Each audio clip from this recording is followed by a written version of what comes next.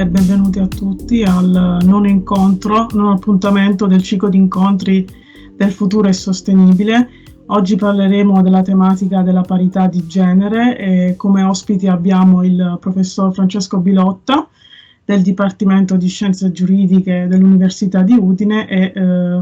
Alice Chiaruttini, studentessa di mediazione culturale e presidente dell'Associazione Universitaria Iris. Io sono Nunziana Mastrangelo, sono un'ex studentessa di lingue presso questo ateneo e sono stata per un periodo coordinatrice del gruppo Parità di Genere di questa commissione sostenibilità istituita dal Consiglio degli Studenti. Se per coloro che avessero delle domande possono tranquillamente scriverle in chat oppure porle alla fine dell'incontro. Io partirei iniziando appunto dal contesto universitario e ponendo la prima domanda al professor Bilotta, che riguarda appunto la RUS, la rete universitaria dello sviluppo sostenibile, chiedendogli appunto che cosa sta facendo il gruppo di lavoro di inclusione e giustizia sociale. Sì, grazie, intanto buonasera a tutte e a tutti, grazie dell'invito e di questa possibilità che abbiamo di scambiare punti di vista, diciamo, dal lato docenti e dal lato studenti. L'università in questo momento è impegnata su questo settore della sostenibilità partendo, diciamo, dal locale e ampliando le sue prospettive sul piano nazionale, che poi è un po' il concetto che sta dietro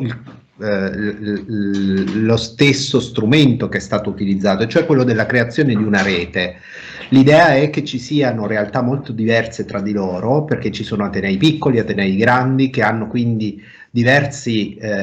come dire, questioni da affrontare in virtù di questa loro diversa struttura, ma hanno anche un elemento comune che è innanzitutto dato dalla finalità che un'università ha all'interno della società, che è quello di far crescere la consapevolezza rispetto a certi temi e il livello culturale in termini più generali. E quindi, nonostante le diversità dovute appunto alle diverse grandezze degli atenei, ci si in qualche modo messi intorno a un tavolo per cercare di immaginare delle strategie comuni per raggiungere queste finalità istituzionali degli atenei e anche per far circolare delle idee. In fondo le università sono nate per questo, perché fossero un luogo di creazione di idee e di scambio di idee, di diffusione di idee. Oggi questa cosa non avviene più come ai tempi del Medioevo, attraverso gli studiosi che itineravano da un ateneo a un altro. Oggi abbiamo degli strumenti di comunicazione, tanto è vero che tutte le riunioni che abbiamo avuto finora sono state tutte riunioni online, in cui tantissime persone, in alcuni casi anche 70 persone provenienti da tantissimi atenei, si scambiavano punti di vista. Quindi questo è il metodo, un metodo inclusivo che cerca di affrontare questioni rilevanti dal punto di vista sociale. E la prima domanda che mi autofaccio in questo caso è: che c'entra la giustizia sociale con l'agenda 2030 sullo sviluppo sostenibile? Perché uno può dire, vabbè, ok, università sostenibili, università e sostenibilità, ma che c'entra la giustizia sociale? È uno degli elementi, quello forse meno preso in considerazione, o che, diciamo, nella percezione comune non è il principale dell'agenda 2030, ma la percezione non corrisponde alla realtà, nel senso che nell'agenda 2030, se uno guarda tutti i documenti che la accompagnano, l'obiettivo della sostenibilità economica, della sostenibilità ambientale è tanto importante quanto la sostenibilità dal punto di vista della implementazione del rispetto dei diritti fondamentali.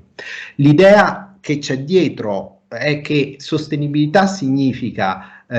prendere tutte le risorse che abbiamo intorno a noi, non soltanto quelle ambientali, non soltanto quelle economiche, ma anche quelle sociali, per ridistribuire l'utilità che possiamo trarre da queste risorse, per rendere la vita migliore per tutti e, in ottica futura, per creare una società, quindi creare delle premesse per uno sviluppo di carattere sociale in cui le persone che verranno dopo di noi si trovino a vivere in un contesto migliore, se possibile, rispetto a quello in cui viviamo noi. Questo è vero per l'ambiente, è vero per l'economia, è vero anche per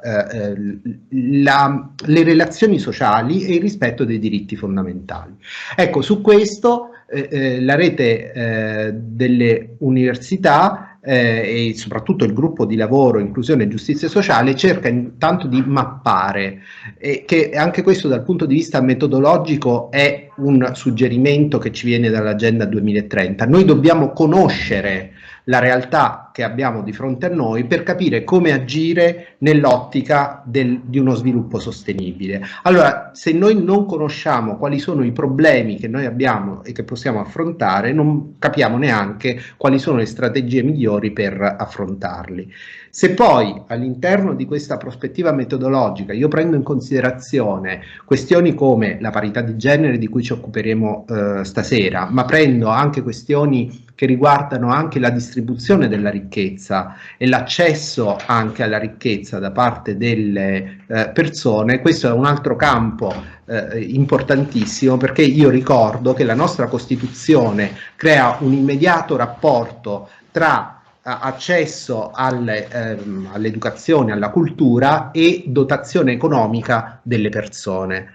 Questo perché non si impedisca alle persone che sono meno abbienti di raggiungere i più alti gradi di istruzione all'interno del nostro paese. Quindi, ancora prima dell'Agenda 2030, questo è un obiettivo che ci dobbiamo porre come paese,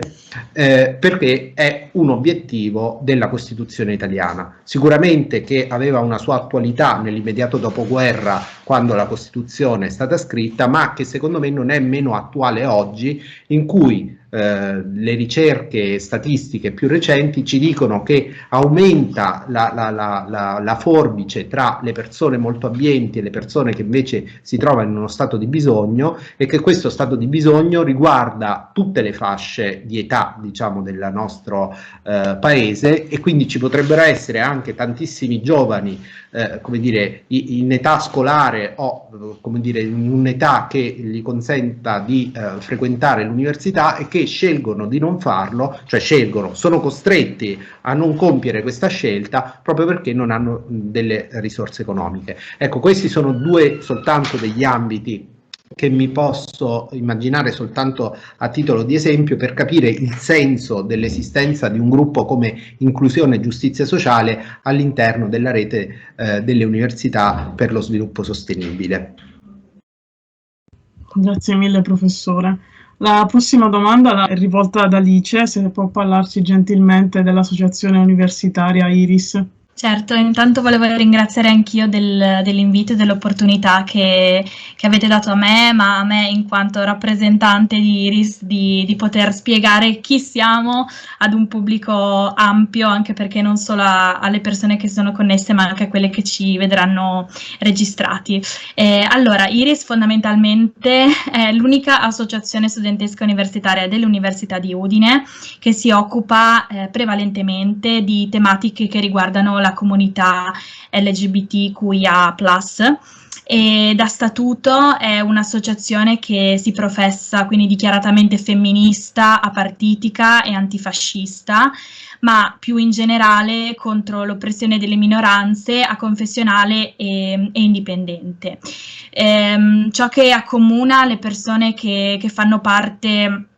di IRIS non è però solo il fatto di appartenere alla comunità, quindi per esempio l'essere lesbiche, gay, bisessuali e tutte le altre etichette, se vogliamo chiamarle così, ma anzi direi che questa non è assolutamente un requisito per far parte di IRIS. Ci accomuna infatti soprattutto la passione per la cultura, l'impegno sociale, finalizzato al benessere delle nostre socie e della comunità universitaria udinese. Faccio una piccola parentesi, io parlerò al femminile plurale oggi, non per essere meno inclusiva, ma perché insomma così è come parliamo all'interno dell'associazione, spero capiate, insomma, non vuole essere una forma inclusiva, ecco. Come dicevo, quindi non occorre essere attiviste per fare parte di IRIS, ma nemmeno appartenere alla comunità. né tantomeno in realtà studiare all'Università di Udine. Infatti molte di noi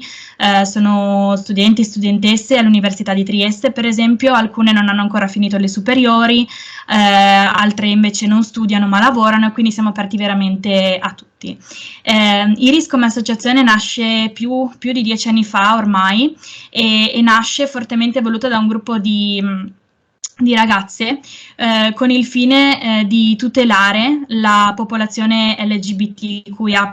dell'università del nostro Ateneo, e anche per promuovere chiaramente la libertà sostanziale e formale di tutti gli individui appartenenti alla comunità di fronte alla legge, la loro integrazione e la loro propria accettazione all'interno della società.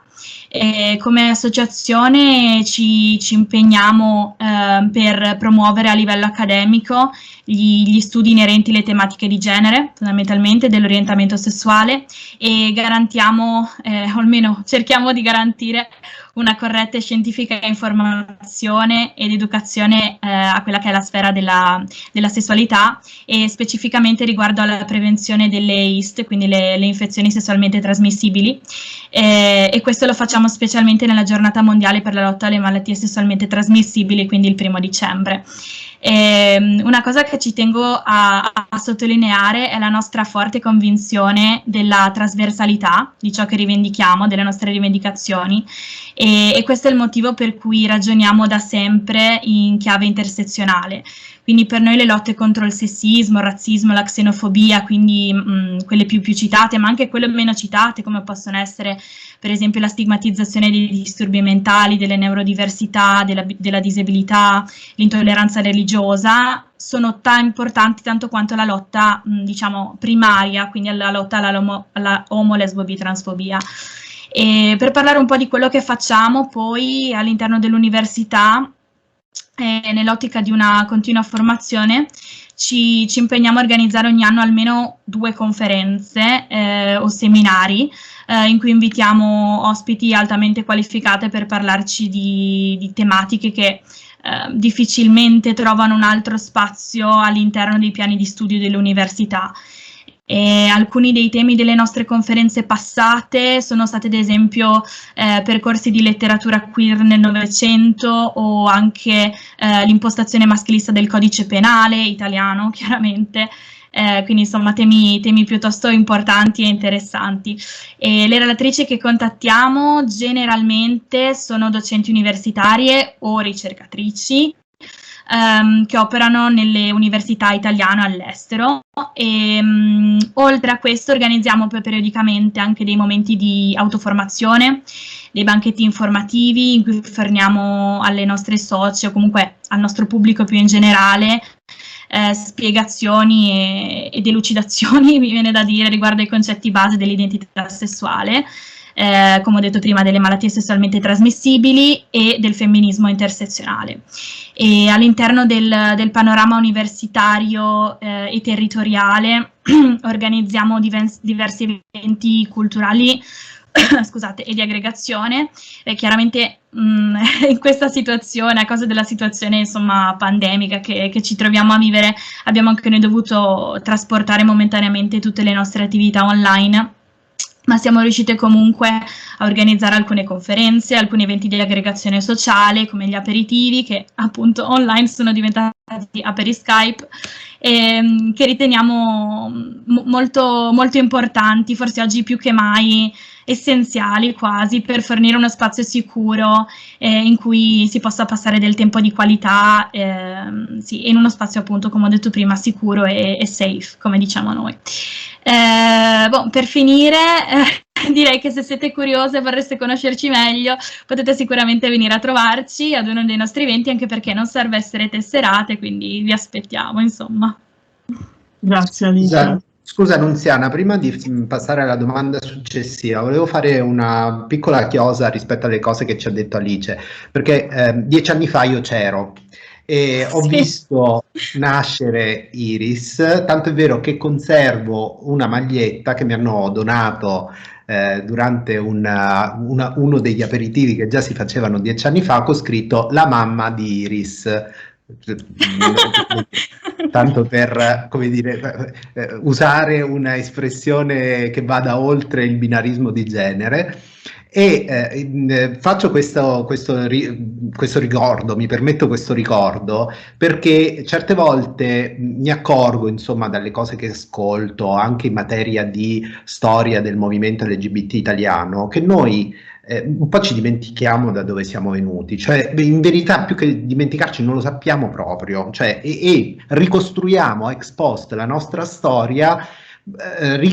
ricalcandola sulle storie, per esempio, di altri paesi che non sono l'Italia, no? Invece noi abbiamo una nostra storia, una storia che risale agli anni 70, che riflette le peculiarità del nostro paese. Quando io prima dicevo della importanza metodologica che ci suggerisce l'Agenda 2030, io non mi riferivo soltanto a, come dire, all'oggi, a una ricognizione dell'oggi, ma anche a capire il perché oggi noi ci troviamo di fronte a certi problemi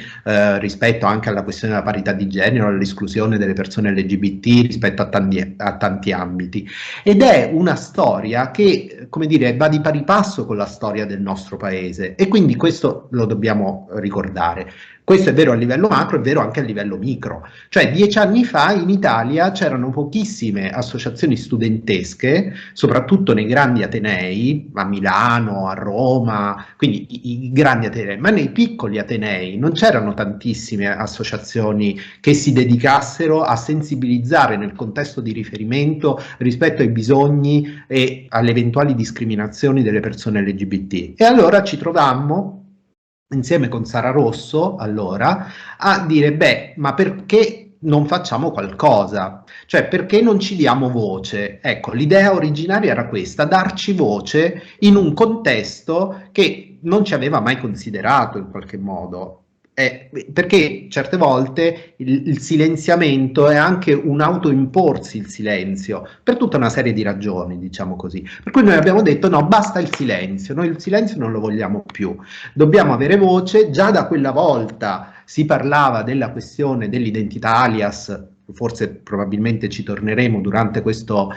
incontro, e quindi ne parliamo più avanti, però già quella volta avevamo detto ok, noi facciamo questa azione, ma la dobbiamo fare sensibilizzando innanzitutto il contesto in cui viviamo, e cioè innanzitutto gli studenti. Ecco, così nasce l'idea originaria di Iris, come dire, il racconto, una prova, una testimonianza di storia orale, direi, in qualche modo, che è, come dire, non proprio del tutto coincidente col fatto che appunto si sono trovate delle persone che sembrava quasi, non lo dico per criticarti Alice, però il fatto che ci sia una motivazione profonda che ha dato origine a Iris, è importante ricordarselo, perché secondo me rimotiva anche le persone che poi dopo 10 anni continuano a lavorare, per dire non siamo nati per caso, no? C'era un obiettivo molto chiaro, socialmente molto chiaro all'inizio, quell'obiettivo c'era allora, c'è oggi e lo portiamo avanti. Siccome fra 10 anni probabilmente io non ci sarò, magari non ci sarete molti di voi, è importante che, come dire, ci sia questa tradizione proprio nel senso letterale del termine, cioè che trasferiamo a chi verrà dopo di noi il senso di quello che facciamo, perché altrimenti perdiamo il senso delle cose e a un certo punto uno non capisce perché si impegna in un certo ambito. Mi taccio. No, ma infatti, se posso, la ringrazio, perché la memoria storica di quello che è stata l'associazione credo che sia molto molto importante anche per darci un'identità attuale adesso. E quindi grazie dell'appunto, e sono molto contenta che abbia deciso di condividere anche questo ricordo della mamma di Iris. Noi ne parliamo spesso, per cui insomma grazie. Fra un po' dovrete cominciare a dire nonna, però. Sì, fra 10 anni magari. Un'altra domanda che pongo al prof Bilotta è sempre, riguarda sempre l'ambito, il contesto accademico. Se ci sono differenze delle varie università che aderiscono alla RUS nel trattare appunto la tematica di genere.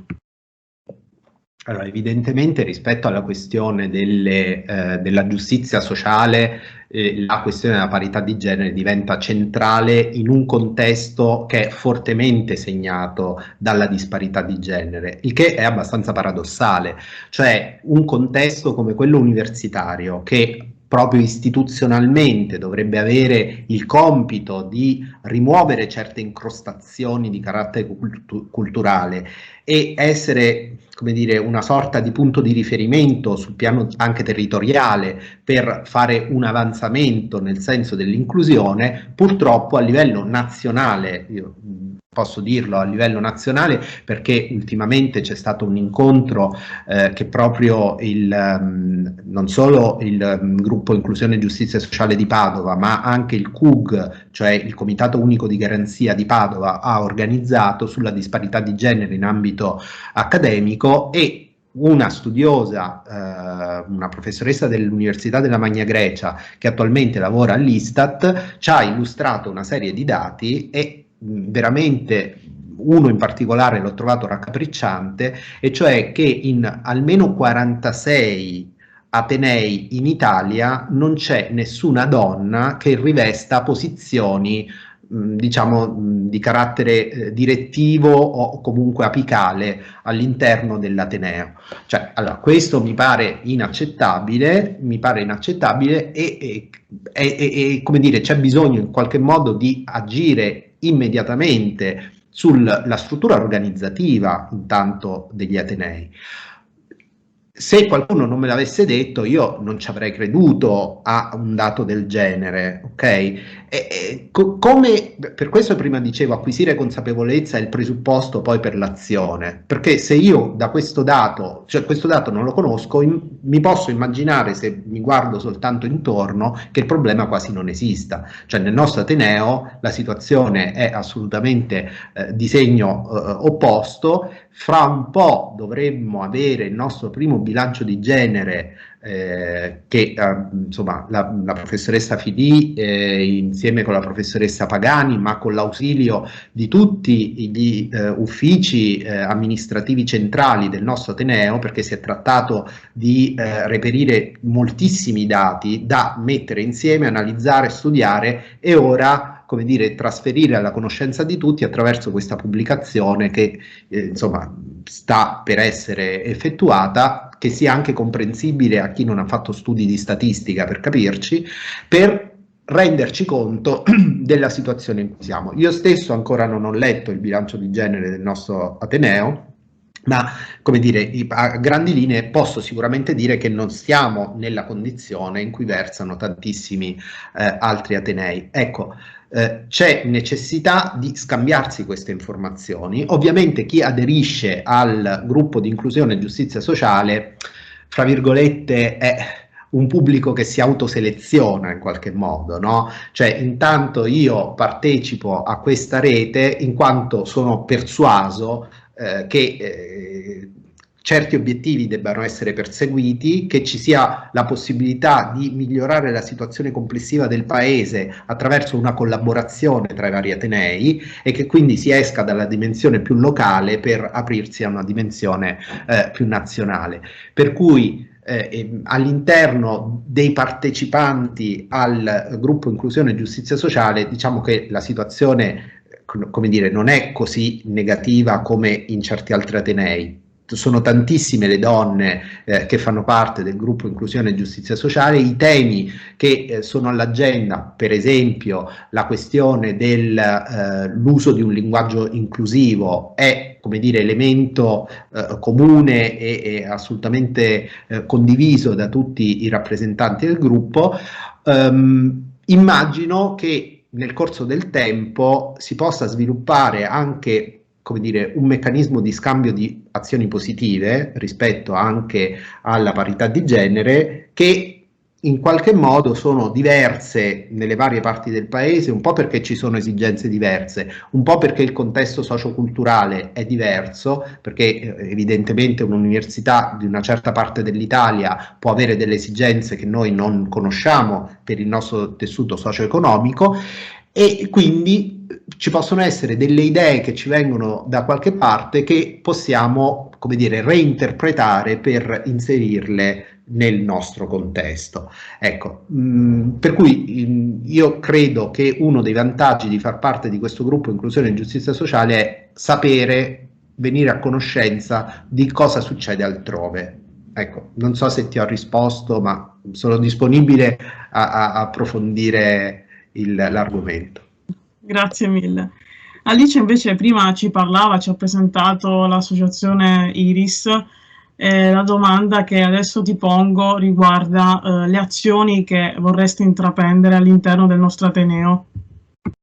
Sì, allora se posso trasformerei la domanda in che azioni intraprenderete all'università, perché da poco abbiamo cambiato direttivo e quindi tutte quelle che forse qualche mese fa sarebbe stato un intraprendereste, ora sono diventate proprio un intraprenderemo e stiamo lavorando per intraprendere.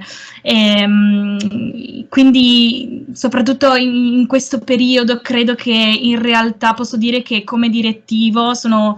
molto contenta perché stiamo lavorando molto e ci siamo rimboccate le maniche per fare quello che sentivamo come una mancanza all'interno dell'università. Allora, i piani per il futuro sono sicuramente quelli di collaborare con le istituzioni presenti all'interno dell'università, come ad esempio penso al CUG, in tutte quelle buone pratiche che renderebbero l'università sicuramente un posto più inclusivo, un posto più aperto. E pensiamo che i progetti che stiamo portando avanti, come ad esempio quello dei cicli delle conferenze formative di cui forse avremo modo di parlare più tardi, quindi questi cicli di conferenze su cui ci stiamo impegnando in questo ultimo periodo siano molto importanti anche per creare, secondo me, una base da cui partire, una base minima di formazione per rendersi conto anche di quali sono le mancanze che sentiamo come tali, no? E fare in modo soprattutto che siano anche le persone e non solo noi come associazione a segnalare quelle che sono le migliorie effettuabili o i problemi che vengono riscontrati per quanto riguarda il tema della parità. E sicuramente nel futuro vediamo il Pride, per il quale c'è stata la conferenza stampa un paio di giorni fa e che noi come Iris sosteniamo praticamente, fisicamente e ideologicamente, e abbiamo chiesto all'università di patrocinare l'iniziativa, quindi ci aspettiamo in una risposta positiva, che non è una minaccia ma è proprio una speranza, perché soprattutto in un momento come questo dove è evidente che la discriminazione esiste, tanto che anche delle persone della nostra comunità universitaria ne sono state colpite molto da vicino, no? Crediamo che sia molto, molto importante e sarebbe veramente un bel segnale. Nell'ambito del Pride organizzeremo poi 2 conferenze su un tema che ci sta molto a cuore e che è quello del linguaggio inclusivo, che abbiamo deciso quest'anno di fare un po' il nostro tema, e pensiamo che sia davvero attuale e di grande importanza. E quindi organizzeremo 2 conferenze. La prima conferenza, che si intitolerà Chi ha paura dello schwa, è un confronto sul linguaggio ampio, che sarà l'11 maggio, martedì se non sbaglio, martedì 11 maggio alle 18, e sarà come tutti gli eventi del Pride in diretta su YouTube, e vedrà la partecipazione della sociolinguista Vera Gheno, che è un grande onore ospitare, e dell'avvocata Patrizia Fiore, che forse il professor Bilotta conosce. Parleremo di linguaggio sessista e di quali possono essere le buone pratiche per rendere l'italiano una lingua più inclusiva e per rendere il linguaggio sempre più ampio e meno legato al predominio del genere maschile. Una delle proposte, insomma, più recenti e di successo in questo senso è sicuramente l'utilizzo dello schwa, che non so se tutti lo conoscono, comunque è la Ecaduc del francese, e ci chiederemo se è davvero la soluzione che potrebbe concludere questo dibattito linguistico o la discussione sia ancora aperta. E la seconda conferenza invece sarà il 28 di maggio, sempre in diretta su YouTube, sempre alle 18, e sarà invece intitolata In altre parole, un confronto sulla traduzione transfemminista queer. E le relatrici saranno la linguista e autrice di un bellissimo volume intitolato Il corpo del testo, elementi di traduzione transfemminista queer, che consiglio a tutti, dell'autrice Laura Fontanella, e la professoressa, che è anche ricercatrice di lingua e traduzione inglese qui all'Università di Udine, la professoressa Deborah Saidero. E invece per questa conferenza partiremo, diciamo, dall'assunto che la traduzione è un processo di avvicinamento a culture che sono differenti dalla propria, chiaramente, ma è anche un'attività, un vero e proprio strumento politico di resistenza attraverso cui poter produrre un cambiamento sociale, e quindi ci chiederemo come operarla per, diciamo, mettere fine allo sviluppo, al tramandamento, quindi la riproduzione dei saperi che sono violenti, sessisti, patriarcali, quindi come operare questa traduzione in un'ottica femminista e, ancora meglio, come appunto dice il titolo, in un'ottica transfemminista queer. Quindi con queste 2 conferenze, con il Pride, i nostri eventi di formazione, credo che stiamo facendo del nostro meglio per migliorare l'università, anche se sicuramente ci sono innumerevoli cose che lasciamo indietro, ma appunto per questo non ci tiriamo indietro su nulla, se mi passate questa espressione, e siamo pronti a collaborare in questo senso con chi vorrà collaborare con noi, quindi sì, siamo proprio pronte a lavorare. Grazie mille, Alice. Per concludere, appunto, su quel che riguarda l'università, chiedo al professor Bilotta se può illustrarci quegli organi che all'interno del nostro Ateneo si occupano di parità di genere. Ne ha citati alcuni prima, tra cui il CUG. Sì, esattamente, lì diciamo è il cuore un po' della nostra previsione statutaria, il nostro statuto di Ateneo, che tra l'altro da questo punto di vista abbiamo analizzato in un libro che insomma speriamo esca presto, che è stato patrocinato appunto dal CUG, sui principi e le regole dell'inclusione e della non discriminazione. Abbiamo analizzato io e la professoressa Zilli. Il nostro statuto è chiaramente come dire, un testo che indica come obiettivo e principio ispiratore di tutta l'azione del nostro Ateneo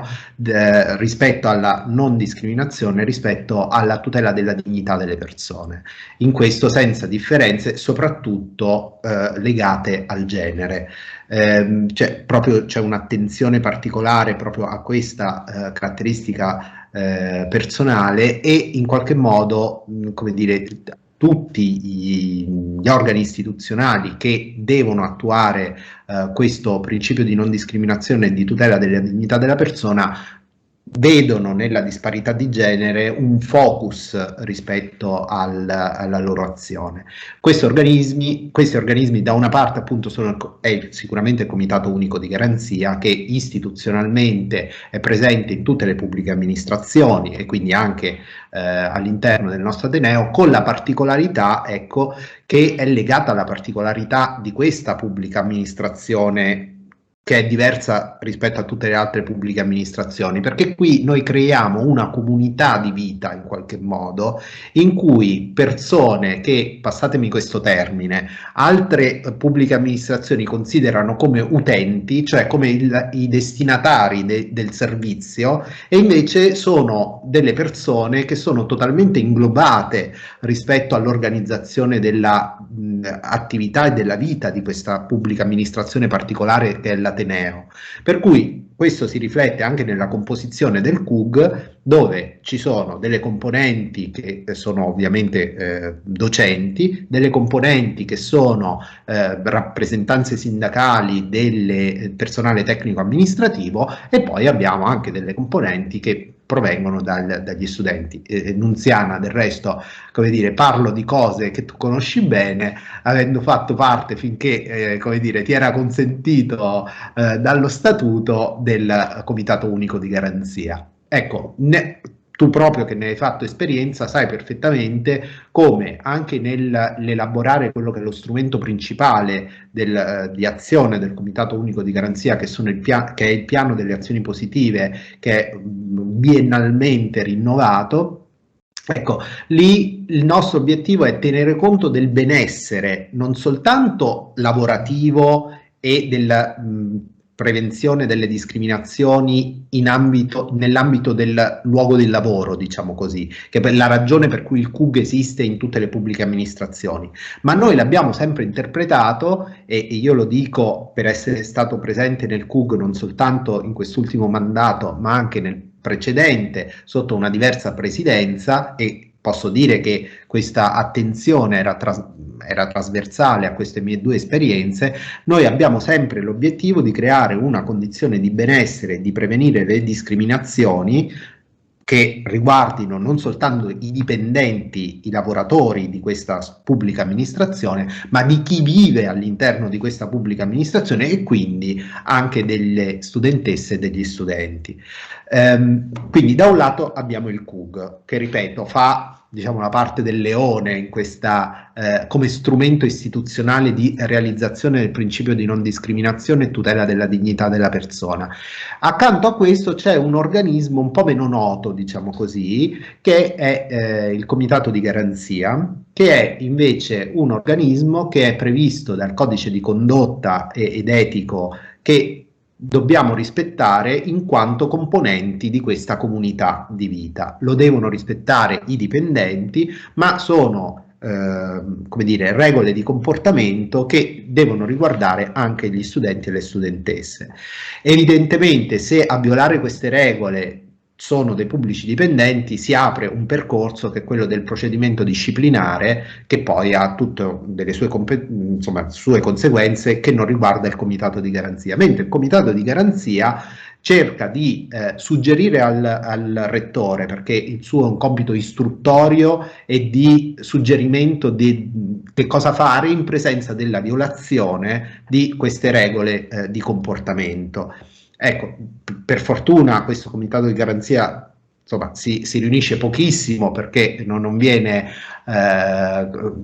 come dire, evocato così spesso. Voglio pensare che sia così perché non esistono comportamenti violativi di regole di condotta ed etiche nella nostra comunità talmente gravi da necessitare dell'intervento di questa commissione. Però c'è questa commissione, il rettore, sulla base del parere che esprime questa commissione dopo l'esperimento dell'istruttoria, potrebbe decidere di comminare delle sanzioni rispetto a chi si è reso autore di questo comportamento. Ecco, io penso che, come dire, sia preferibile la persuasione alla punizione, cioè che le persone sappiano che esistono certe regole, che le conoscano, tanto per cominciare. Poi, se serve anche questo meccanismo di minaccia, diciamo così, che è quello di dire guarda che se tu non ti comporti bene c'è una commissione che può suggerire al rettore di sanzionarti, ecco, io vorrei evitare che ci fosse questo, però ricordare che appunto esiste un codice di condotta, un codice etico, dove in maniera espressa si dice che non si possono operare delle discriminazioni per le più diverse ragioni, e dove di nuovo al centro, e questo in sintonia con quello che prevede lo statuto dell'Ateneo a livello generale, che si deve mettere al centro del proprio agire il rispetto dell'altro e il rispetto della dignità delle persone. Grazie. Allora, in questa ultima parte del nostro appuntamento mi focalizzerei un po' sempre sulla tematica della parità di genere, ma oltre il contesto universitario, e chiedo a entrambi qual è la situazione di questa tematica della parità di genere vista da una persona appartenente alla realtà LGBT, secondo le vostre esperienze, ovviamente. Alice, vai tu. Sì, volevo dire, se posso dire, insomma, intanto non sono sicura che il fatto di appartenere alla comunità LGBTQIA+, mi dia qualche diritto in più per parlare di queste tematiche, però forse penso che il mio essere attivista mi dia, se non altro, qualche dato in più da poter sfruttare, forse una sensibilità diversa, non lo so. Al momento attuale, per quella che è la situazione, io credo che sia interessante forse partire proprio dal momento che ci stiamo trovando a vivere, cioè quello pandemico. E uno degli effetti più più lampanti, più gravi della pandemia è stato quello di fondamentalmente, secondo me, evidenziare le diseguaglianze, e in particolare mi riferisco e penso alle donne. Le donne sono state danneggiate da questa situazione in moltissimi modi. In primo luogo hanno maggiori probabilità degli uomini di essere esposte per esempio ai rischi di disoccupazione e vulnerabilità finanziaria in generale, e questo perché hanno maggiori probabilità di svolgere dei lavori poco retribuiti o dei lavori temporanei, e perché ad eccezione dell'assistenza sanitaria è meno probabile che lavorino in settori che vengano ritenuti essenziali, che è una parola che abbiamo ascoltato molto in questo periodo, e invece sono più propense a lavorare in settori come ad esempio la vendita al dettaglio oppure i servizi alla persona, dove il lavoro non può essere svolto in smart working da casa. In secondo luogo poi hanno sofferto e soffrono anche delle ulteriori tensioni fisiche e mentali che questa situazione ci ha portato, perché è più probabile che siano nella posizione per esempio di dover combinare le esigenze del lavoro, ma anche per esempio occuparsi della gestione della DAD in generale, dell'istruzione casalinga dei figli, e oltre a svolgere i lavori domestici esercitare la funzione di cura degli altri membri della famiglia, quindi un lavoro che diventa veramente imponente. Allora, se posso darvi un dato, secondo un sondaggio che è stato condotto in tutta Europa, credo proprio Unione Europea, ad aprile 2020, con lo scopo di scoprire insomma come i cittadini stessero affrontando in realtà la vita durante la pandemia, insomma è stato rivelato che, cito praticamente, tra i genitori con i bambini piccoli 1/3 delle donne stentavano a concentrarsi sul lavoro, proprio concentrarsi,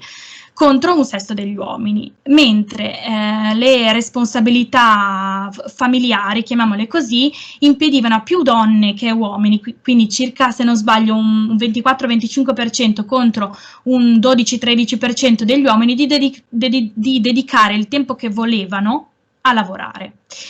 Quindi senza dubbio le restrizioni che sono state imposte da marzo fino a maggio dell'anno scorso, quindi durante il cosiddetto primo lockdown totale, ma poi anche il successivo periodo che, se non sbaglio, chiamavamo fase 2, quindi fino a giugno dell'anno scorso, anche questa fase 2 prevedeva la chiusura completa delle scuole, per esempio, senza alcuna forma di assistenza per badare ai bimbi, se non quella domiciliare, quindi a carico comunque dei genitori. E certamente questo ha indotto un notevole aumento del carico di lavoro a casa, con una quantità di lavoro che ne diciamo viene distribuita in modo diseguale tra uomini e donne nella maggior parte delle famiglie, il che ha influenzato sicuramente anche la loro produttività a lavoro e a loro volta le carriere di queste donne, che in tantissime hanno rinunciato proprio al loro aspetto lavorativo, ecco, in questo senso. Poi, se posso dare un altro dato per spiegare meglio questa cosa, forse avrete avuto modo di vedere, se ne è parlato tanto, nel 2020 su 101.000 nuovi disoccupati, il 99.000 erano donne, quindi sì, forse anche il 99%. E perché? Sempre per lo stesso motivo, quindi le donne fanno lavori più precari, più a rischio licenziamento, sono spesso sul lavoro, detto con un aggettivo che forse insomma è anche brutto, però sostituibili, no? Se poi invece vogliamo parlare di come se la stanno vivendo in senso più ampio le persone LGBT, devo dire che per quella che è la mia esperienza non tanto meglio, perché come ho detto prima questa situazione secondo me ha davvero esasperato gli animi, no? E si è visto un esponenziale incremento di quella che è la violenza, con tutte le virgolette del caso, pura, se così la vogliamo chiamare, no? Quindi la gente è ritornata a picchiarci per le strade, ad esercitare fisicamente la loro violenza dettata dall'odio. Non che prima della pandemia non succedesse, anzi, però credo che questa situazione abbia davvero esasperato gli animi. E quindi quali sono i problemi più urgenti secondo me in tema di parità in generale? Beh, prima di tutto la mancanza di parità di lavoro, che è sicuramente una cosa su cui bisogna lavorare, no? Che nella nostra società esiste ancora questa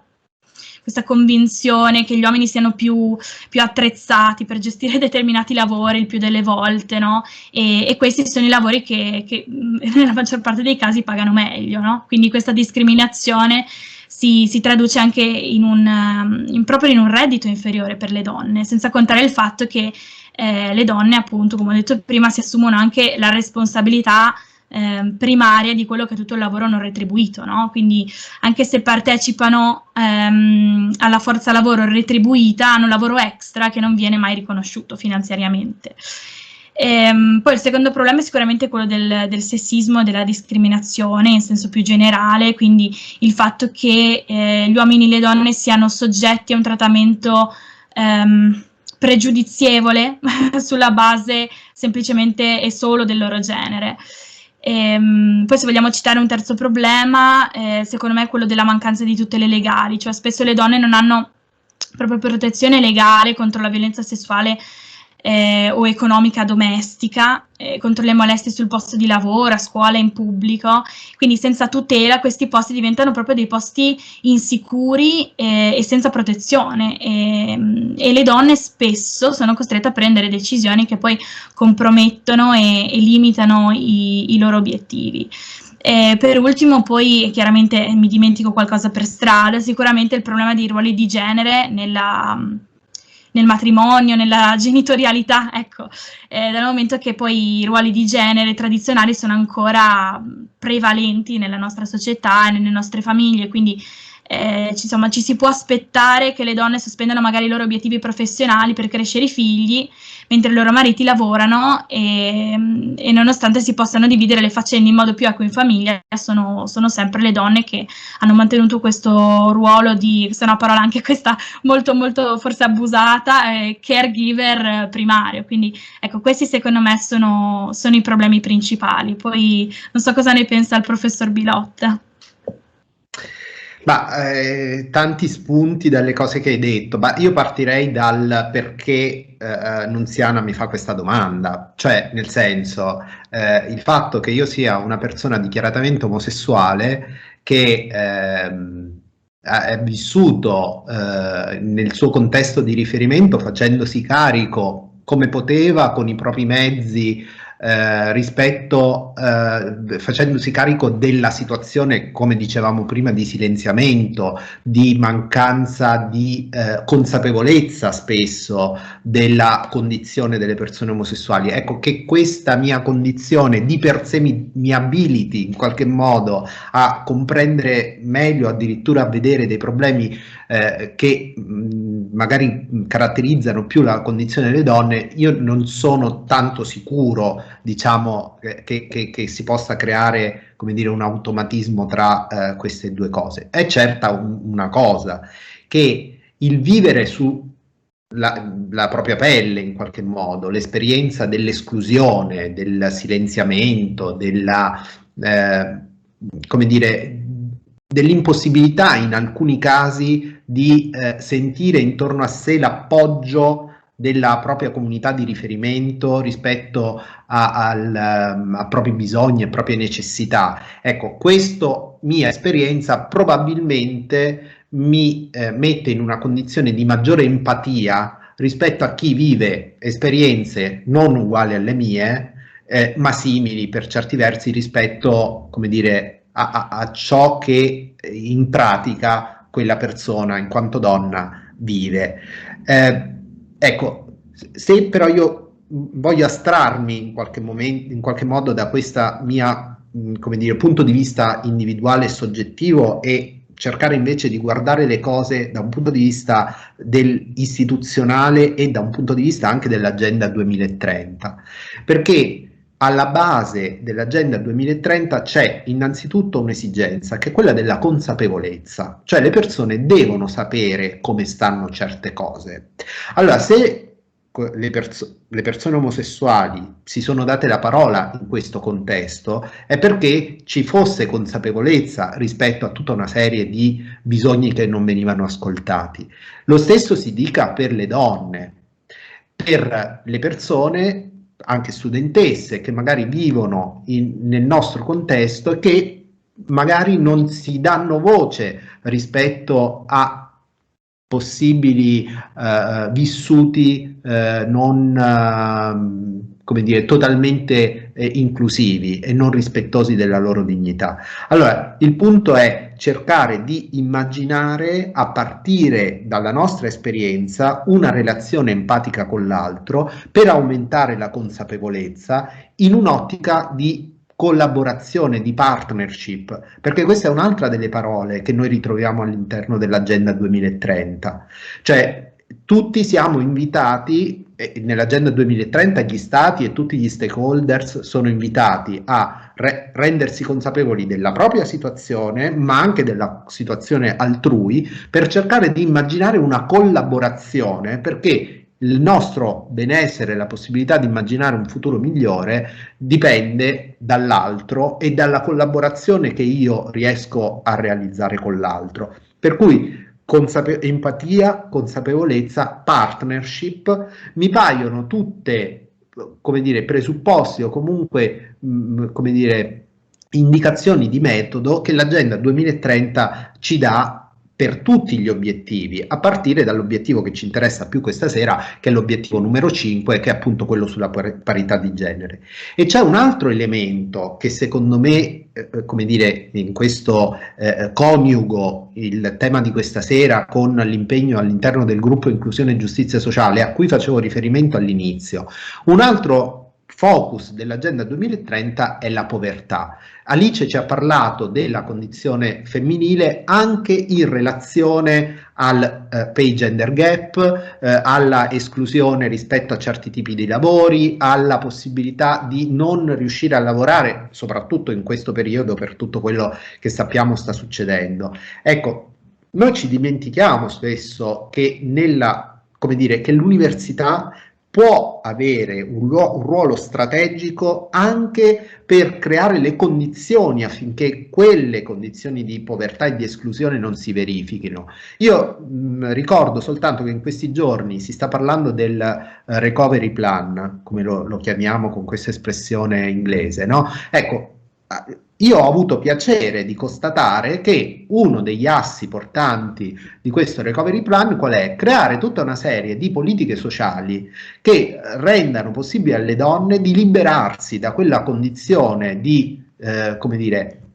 impossibilità che hanno, perché si devono dedicare all'accudimento di tutte le persone non autosufficienti all'interno delle proprie famiglie, che possono essere i bambini, ma possono essere, anzi tante volte sono le persone anziane, e quindi creare una serie di maggiori posti negli asili nido, ma mi potrei immaginare anche una serie di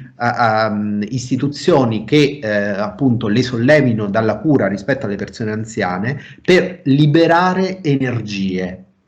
Nel nostro Ateneo c'è stato già in passato, ma insomma speriamo di poterlo fare ancora in futuro, un sostegno anche economico, per esempio, alle ragazze che decidono di frequentare alcune facoltà, che sono quelle delle scienze STEM cosiddette, che ci dicono, ma questi sono dati, voglio dire, nazionali, cioè non è una questione che riguarda solo il nostro Ateneo, che se noi favoriamo l'inserimento di studentesse all'interno di questi corsi universitari, noi avremo la possibilità di avere persone, donne, formate in quelle materie che gli consentano poi di accedere a tutta una serie di professioni dalle quali oggi sono, fra virgolette, escluse, perché non si è creata la precondizione affinché non fossero escluse, e cioè che ci fossero delle donne preparate rispetto a determinate materie.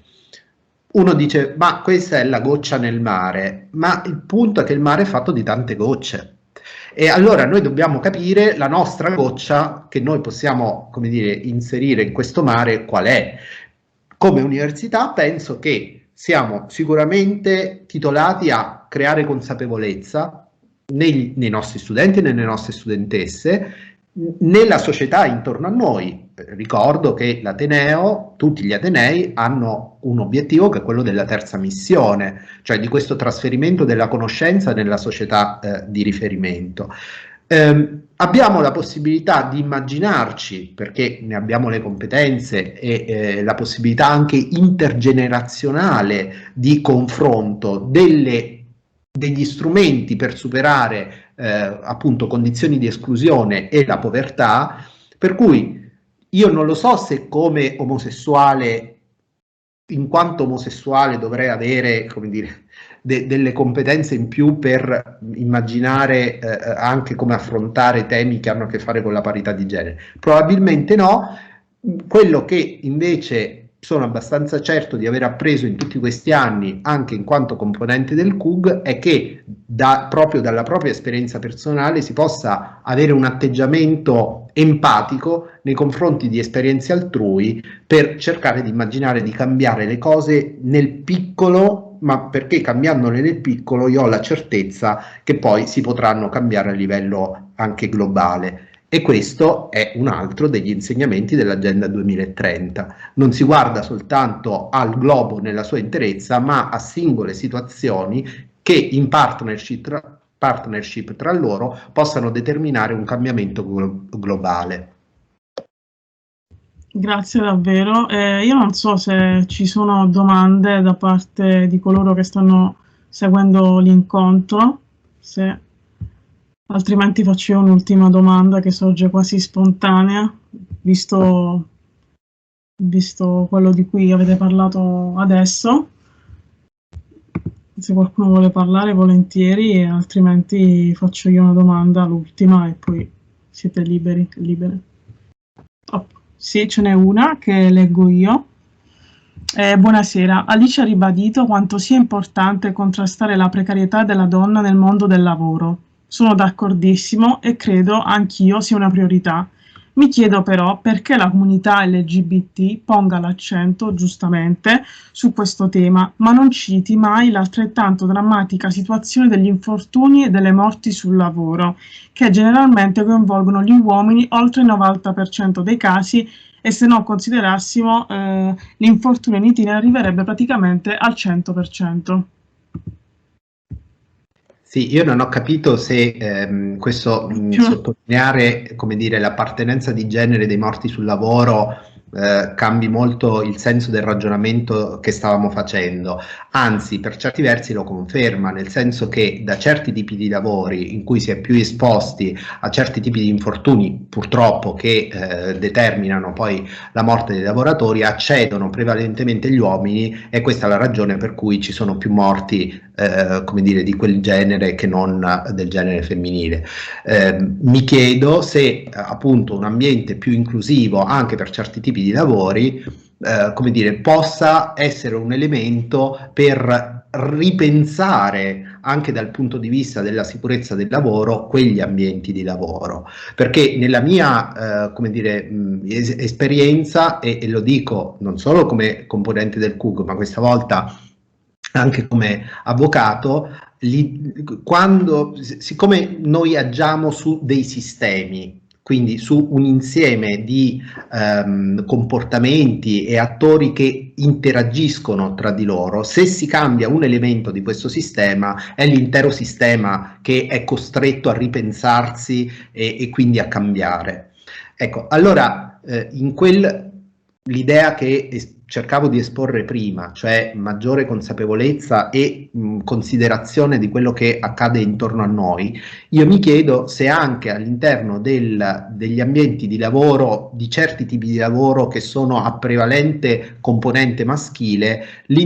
una forte introduzione della presenza femminile non possa essere quell'elemento che, destrutturando in qualche modo il sistema che si è creato, possa anche creare poi le condizioni per un ripensamento dell'attenzione alla persona. Quindi non la persona come dire, mezzo di produzione in carne e ossa in qualche modo, ma come persona che lavora e quindi portatore e portatrice di tutta una serie di bisogni, che è innanzitutto l'attenzione alla salute e alla sua integrità psicofisica. Faccio soltanto notare, così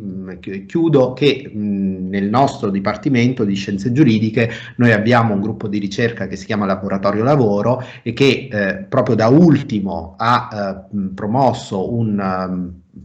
nel senso che l'abbiamo proposto, non sappiamo se sarà finanziato, ma comunque all'interno del Piano Nazionale delle Ricerche un progetto che ha a che fare proprio con l'inclusione e il benessere dei lavoratori, immaginando una partecipazione dal basso nella determinazione delle politiche di inclusione e di tutela del benessere del lavoratore, perché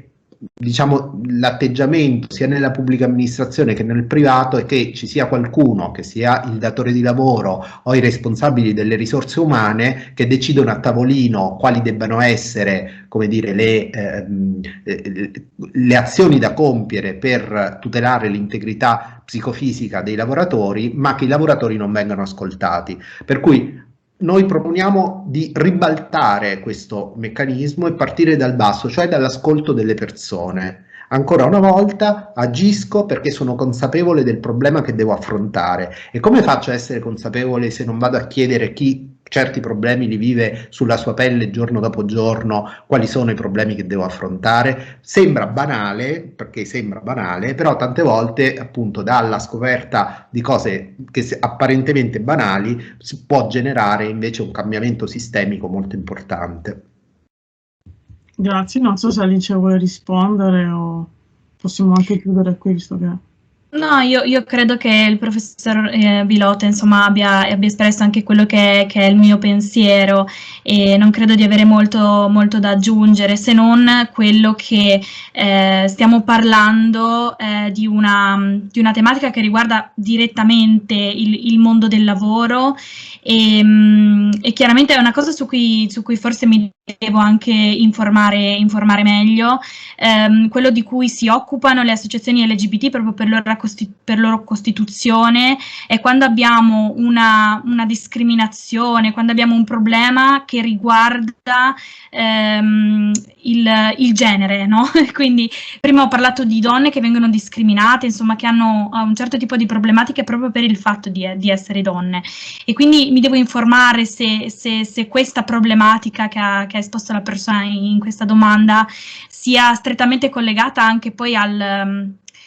quella che potrebbe essere una discriminazione per genere. Non so se mi sono spiegata, ecco, forse è tutto qui, insomma.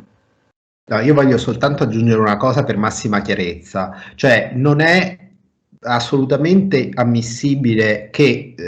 come dire, ci si immagini una guerra tra esclusi. Ok? Per cui se noi parliamo oggi di parità di genere o parliamo di questioni riguardanti le persone LGBT, questo non vuol dire che ci dimentichiamo o che non siamo consapevoli dell'esistenza di problemi come possono essere quelli delle persone che svolgono determinati tipi di lavori particolarmente usuranti e che per questa ragione vanno incontro a incidenti sul lavoro e tante volte anche alla morte. Cioè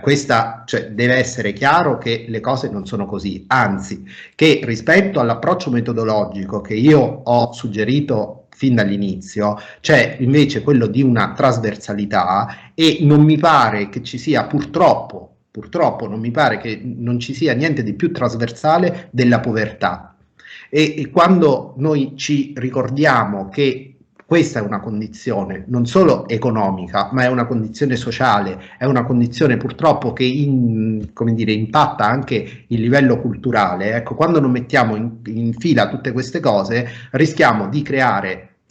è stata usata una parola che non mi piace, cioè delle etichette, perché noi qua siamo delle persone a prescindere da chi ci vuole etichettare, perché, ripeto,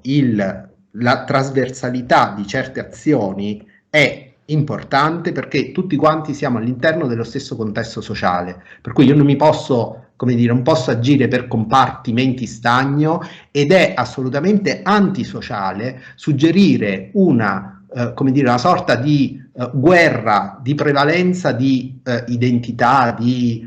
posizioni. È un dato di fatto che sia le persone omosessuali sia le donne devono combattere il patriarcato, cioè questo sistema di potere che esclude le donne e le persone omosessuali. Quindi, a partire da questo dato di fatto, ciò non toglie, anzi assolutamente coerente con questo, che l'abbattimento di un sistema di potere che noi chiamiamo patriarcato debba essere altrettanto fermo nel combattere altri sistemi di potere, come per esempio quelli di carattere economico. Per cui se le persone sono povere, e ce ne sono tantissime, l'Istat ce lo ha ricordato anche recentemente, ci sono milioni di persone nel nostro paese che non hanno di che mangiare giorno dopo giorno, e quando io ho fatto l'obiettore di coscienza a Roma, li ho visti con i miei occhi questo, a Roma, cioè non in qualche paese sperduto, ok? Persone che non sapevano come mettere il pranzo insieme, il pranzo con la cena. Ecco, quando noi ci troviamo di fronte a questo, non è possibile che tutto il resto della società viva bene, nella consapevolezza che c'è qualcuno che non mangia, che non ha di che mangiare durante. Che questa persona sia una persona omosessuale, che sia una donna, che sia un uomo, a questo punto diventa, come dire, secondario. Non diventa secondario però quando io guardo all'assetto generale della nostra società, che si basa su che cosa? Sul binarismo sessuale. Ecco, lì su quello e sull'eterosessismo e sul patriarcato si è creato un sistema di potere in cui sono sistematicamente escluse le donne e le persone omosessuali. Questo è un dato di fatto, è un sistema di potere che bisogna abbattere, e quindi su questo noi dobbiamo, come dire, agire di conseguenza. Grazie mille. Se non ci sono altre domande, io ringrazierei sia il professor Bilotta e Alice per aver partecipato a questo incontro. Ringrazio anche il presidente della Commissione Sostenibilità, Jacopo, e insieme a lui il professor Marangon, che vedo collegato, e la tutor di Uniud Sostenibile. Ringrazio chi ha seguito l'incontro e ricordo che per maggiori dettagli e approfondimenti ci trovate sulla pagina Facebook e Instagram del Consiglio degli Studenti dell'Università di Udine, sul canale Telegram della Commissione Sostenibilità e sul sito Uniud Sostenibile. Concludiamo come sempre con il nostro motto: si parte del cambiamento, collabora con la Commissione Sostenibilità. Davvero grazie a tutte e a tutti. Grazie mille.